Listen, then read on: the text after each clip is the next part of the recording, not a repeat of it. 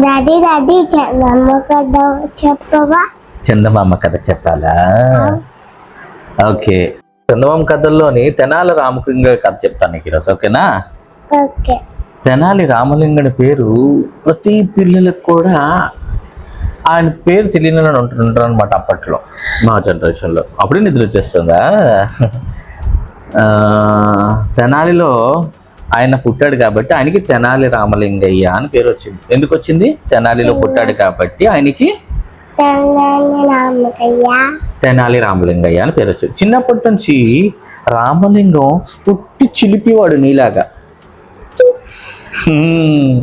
ప్రతి వాళ్ళకి పేర్లు పెట్టేవాడు. అతనికి అసలు ఎటువంటి భయం ఉండేది కాదంట. తనకి నచ్చిన దాన్నే వెటకారిస్తూ ఎవరినైనా వెటకారించే పెద్ద మొనగాడు. ఒకరోజు రామలింగం వీధిలో ఆడుకుంటుంటే ఒక యోగి దారిన పోతూ అతన్ని చూశాడు. చూసి, యోగి అంటే తెలుసు కదా, ఒక ఆయన సీనియర్ సెయింట్ అనమాట. రామలింగం చూసి, రామలింగం రూపురేఖల్లో అతని మాటల్లోనూ యోగికి తెలివితేటలు కనిపించాయి. తెలివితేటలు అంటే స్మార్ట్నెస్. చూడిటు అతనికి స్మార్ట్నెస్ కనిపించిందంట. అప్పుడు ఆయన రామలింగం దగ్గరికి పిలిచి శక్తి మంత్రాన్ని ఉపదేశించాడు. ఏంటి?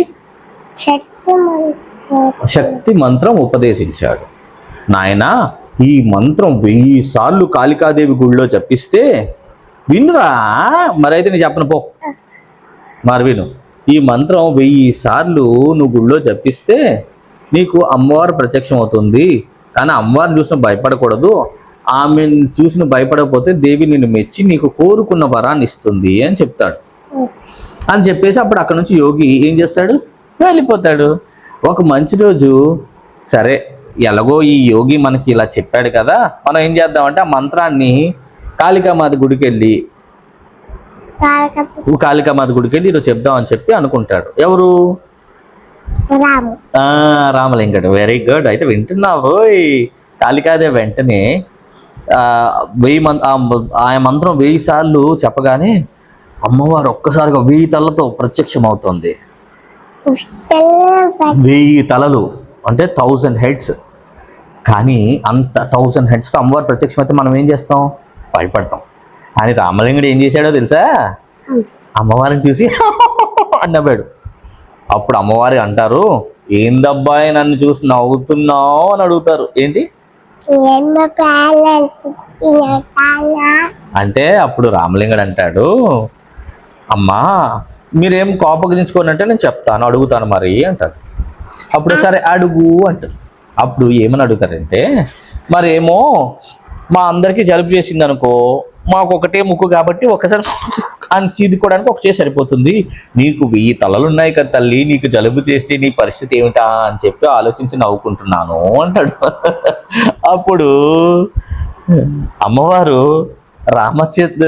రామలింగుడి మాటలు విని ఏం చేస్తుంది? అమ్మవారు కూడా నవ్వుతుంది. Very good. అయ్యో, నీకు ఇంత వెటకారం ఉందా? సరే నాయనా, నీకు ఇంత వెటకారం ఉంది కాబట్టి నీ పేరు వికట కవి అని చెప్తాను. నీకు ఒక వరం ఇచ్చేది ఏంటంటే, నువ్వు ఎక్కడున్నా నీ చుట్టూ ఉన్న వాళ్ళందరినీ నవ్విస్తూ ఉంటావు, ఓకే అని చెప్పి నీకు నేను ఇచ్చే వరం ఏంటి అంటే, నీకు వికట కవి అనే బిరుదు వస్తుంది. నీ పేరుని ఎటు తిప్పి చదివినా, ఏంటి వికట కవి అనే పేరు నువ్వు ఇటు సైడ్ నుంచి అటు చదివినా, అటు సైడ్ నుంచి ఒకటి చదివినా నీ పేరు వికట కవి అనే ఉంటుంది నాయన అని చెప్పి కాళికాదేవి అతని తెలివితేటలు మెచ్చుకొని ఆ బిరుదిస్తుంది. అర్థమైందా? ఏ బిరుదు ఇచ్చింది? కాళికాదేవి ఏం బిరుదు ఇచ్చింది? వికట కవి. వికట కవి. నువ్వు రాజుడి యొక్క ఆస్థానంలో విదూషకుడు కూడా అవుతావు. నీలాగా పద్యం కూర్చడం మరొకరికి చేత కాదు అని నీకు నేను ఆశీర్వదిస్తున్నాను అని చెప్పి రామలింగుడికి వికట కవి అని చెప్పి బిరుదిచ్చేసి ఆమె అక్కడి నుంచి వెళ్ళిపోతుంది. సో ఈ కథలో ఎంత అద్భుతంగా ఉందో చూసావా?